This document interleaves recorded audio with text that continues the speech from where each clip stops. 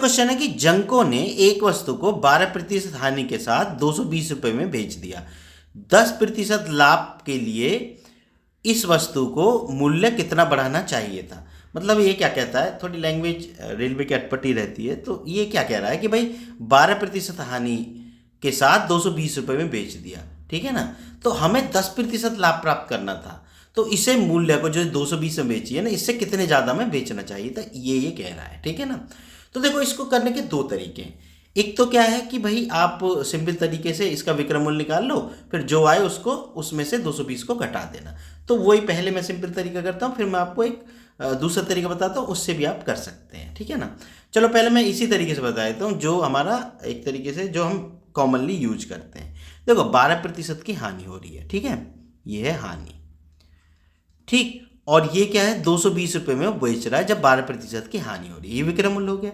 अब भाई 220 रुपये विक्रय मूल्य और मुझे निकालना है क्रिय मूल्य। भाई जब क्रिय मूल्य निकालूंगा तभी तो 10% लाभ पे बेच सकूंगा। तो उस पहले हमें क्या करना है, विक्रय मूल्य से हमें क्रिय मूल्य पे जाना है। तो विक्रय मूल्य 220 हो गया, क्रिय मूल्य कैसे निकालेंगे, 220 गुना 100/100 माइनस हानि।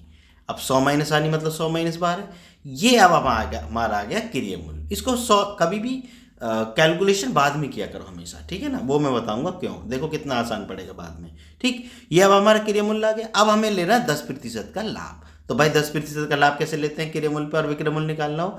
देखो विक्रय मूल्य निकालो, ये क्रिय मूल्य आ गया, क्रिय मूल्य से विक्रय मूल्य कैसे निकालते हैं, 100 प्लस लाभ प्रतिशत 10/100, ऐसे ही निकालते हैं, ठीक है ना।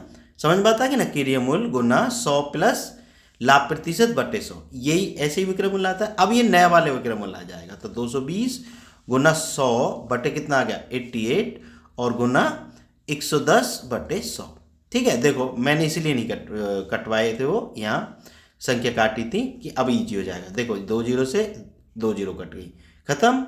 11 × 8 = 88, 11 का इसमें भाग दो 10 बार गया, 2 का भाग दो 5 बार गया और 2 का भाग दो 4 बार गया। 4 का इसमें भाग दे दो तो 4 पंजे 20 और 4 पंजे 20। अब भाई इसकी इसमें गुना कर दो, 5 पंजे 25, 5 पंजे 25 और 2 27, यानी उसे वस्तु 275 रुपये में बेचनी चाहिए थी। तो कितने अधिक में बेचनी चाहिए थी भाई, पहले वो 220 में बेच रहा है, अब वो 275 में बेच रहा है, तो कितने अधिक में बेचनी चाहिए थी, तो 275 माइनस 200, ठीक है। तो कितना बचा 5 7, ये सॉरी ये 220 है। देखो अभी गलती हो जाती ना, मतलब 275 में अब बेची तो 10% का लाभ हो रहा है, 220 में बेची थी तो 12% की हानि हो रही है। तो कितने अधिक में बेची, 7 में 5 का 5 और 7 में से 2 गए 5, यानी 55 रुपये अधिक में बेची है कहीं ऑप्शन में, ये रहा, ठीक है बच्चों। बात समझ में आ गई होगी। अगर वीडियो पसंद आई हो तो चैनल को सब्सक्राइब जरूर कर लेना। मिलते हैं फिर नेक्स्ट वीडियो में।